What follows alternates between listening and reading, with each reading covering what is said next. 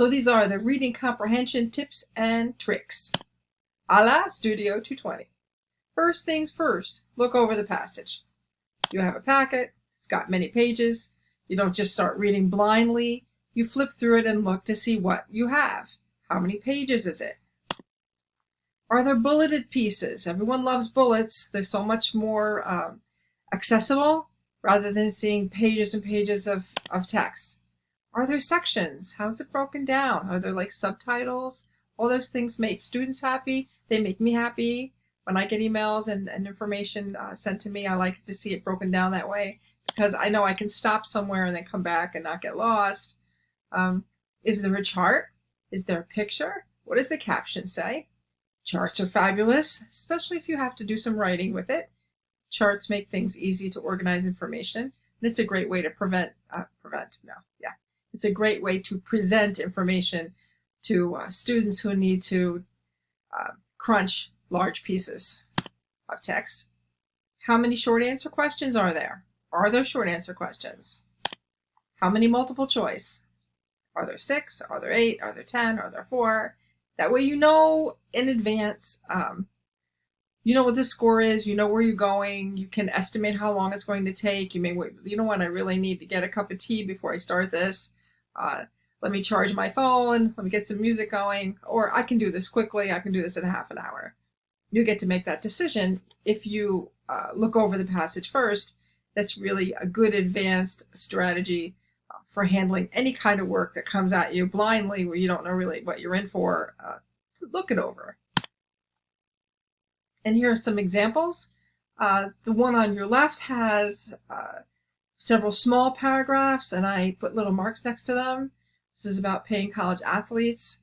I highlighted the titles because there's small sections and there's a bunch of little paragraphs, which make things easier.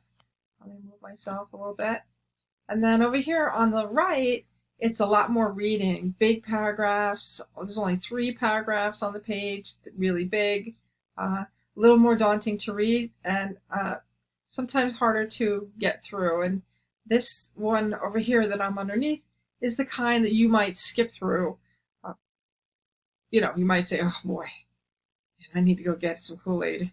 I need to go get a drink because this is going to be brutal. Oh, you need to make that decision. Move myself over here. By the lily of the valley, which is my favorite flower, just so you know. Finally have them coming up in my garden. Step 2 is read the directions twice. Please don't make this mistake. This is the hugest bear trap. This is the pit that everybody falls in. They don't read the directions. Read the directions twice. Do some highlighting. We have done this in class. We've had directions. We've got the highlighters. We've circled, underlined the exact task that you have to do. Look for action words and the verbs that tell you what you're expected to do for the passage. You know what's going on, right? When we do Monty Writes, we always highlight and underline the task. What did they want you to do? What are you looking for? What's expected of you? Please reread it. Avoid the common bear pit, right? Read the multiple choice questions. This takes some time, and I noticed last time we did this, it was a 50-50. Half of you were like, I'll do it, and the other half of you were like, I'm not doing that.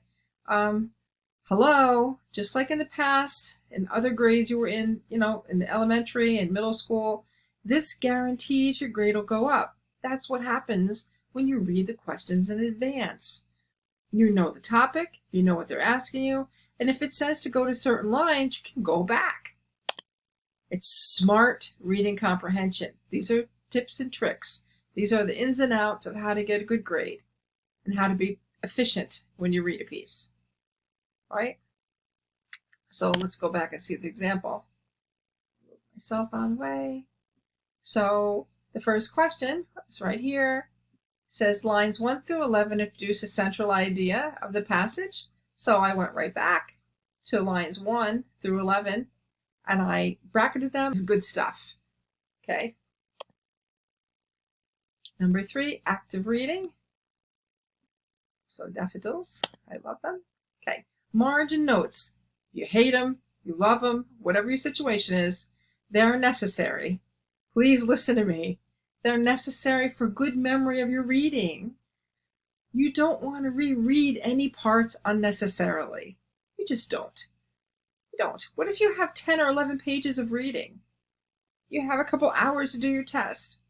Let me reread this twice. You're never going to get out of it. You're going to get stuck. Read it once. Take your margin notes. Highlight. Your margin notes don't need to be full sentences. They can be pictures, dollar signs, exclamation points, 1 or 2 words. Whatever you want, right? Whatever you want. Whatever works for you. But make sure you know what's going on in each paragraph, so when you're looking for it, you don't have to be like, oh, let me go through this. Wait, I know it's here. I wrote it. Ah, here it is. Right? Bing, bang, boom. You're done. You start writing. You identify important information when you underline, when you highlight, or you write in the text or in the margins. This is really what close reading amounts to. What's really important? You decide what's important. You get to crunch the information and you decide what's important. That's the skill. That's what everyone always sets you on. I don't care if it's social studies. I don't care if it's math questions. I don't care if it's science questions. It all comes down to these English skills. Everything builds off these skills. Even music, Spanish, anywhere where you have to read, you need these skills. And you have them. I'm just reminding you of them. You need to practice it so it's automatic. Automatic. You don't even think about it. You do it. Oh, I'm reading. Where's my pen? You're a ninja.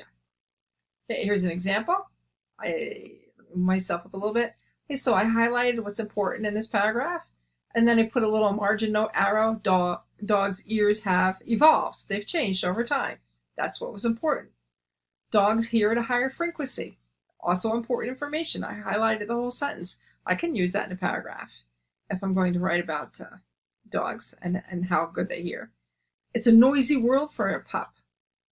And the quote was like, even though we can't hear our alarm clock talking, or making noise, I should say, or humming, it's very loud for an animal, right? And speech pitch. I always thought dogs just understood English, but I guess it's a speech pitch.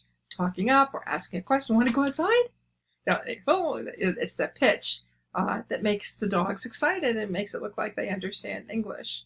That's an important passage. It's an important piece. I wrote the margin note and I highlighted it. This is strong, active reading. Most of you do this already. I just want to remind you, you guys have been hanging out for a while without getting any reading comprehension, and there's nothing wrong with a good, strong reminder. And that's why I'm here. Okay, and there's writing. So I'm going to move myself over into the flowers. That's where I'm going, to beautiful tulips. So when you receive the article or a passage, there are some discussion questions. The discussion questions need to be done in a professional way. It's not a journal. Okay, so you restate the question, you answer it in complete sentences.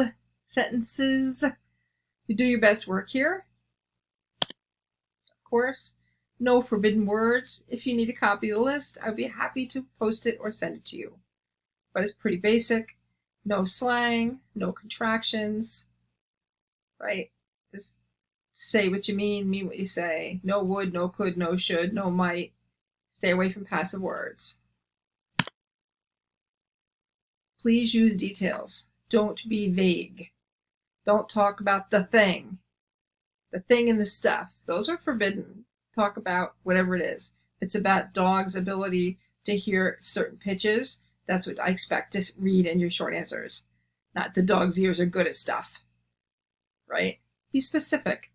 Remember, your name's on the paper, and that's what matters. Your name, your work, and you're just keeping yourself sharp for all your academic work. Hey, video chat. Look at my emoji. My Bitmoji. Kind of cute. Looks a little bit like me. You can video chat with me in my office hours. I have office hours every day. And if you need an appointment, we can office hour chat video in Teams on Fridays if you want. So let's review the task one more time. We're almost done with this fabulously short video. I know you're excited. Take a big look at the reading materials first.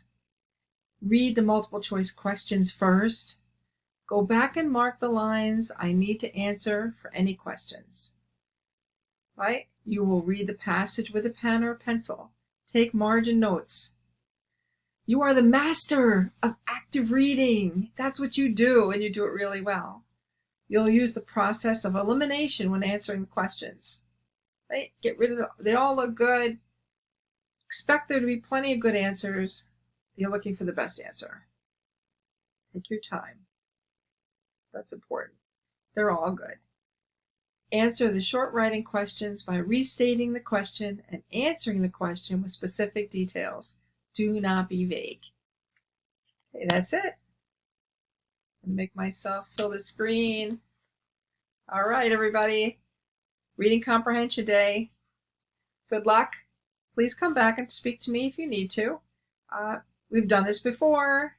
This is just you staying sharp, keeping your tools sharp, keeping all your brain sharp. Reach out to me, email me, be patient. If you don't get an answer in a few days, please email me again. Remember, the email queue can be pretty daunting. It's always full. So if I don't answer you right away, give me 24 hours. If I don't answer you again, send me another message. All right, that's it for now. Have a really great day. Get outside, get some sunshine. Be happy and be well. Make it a great day and be your best self. We love you. Okay.